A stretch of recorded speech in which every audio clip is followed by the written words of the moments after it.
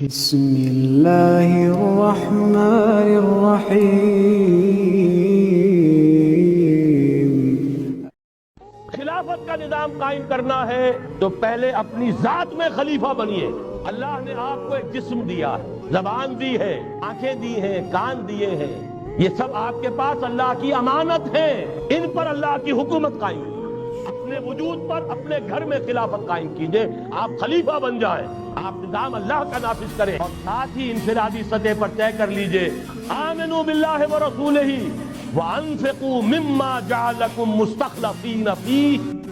جس چیز میں اللہ نے تمہیں خلافت عطا کی ہے، دولت دی ہے، مال دیا ہے، جائیداد دی ہے، اولاد دی ہے، ذہانت دی ہے، جو دیا ہے لگا دو، کھپا دو، خرچ کر دو اللہ کے دین کے لیے۔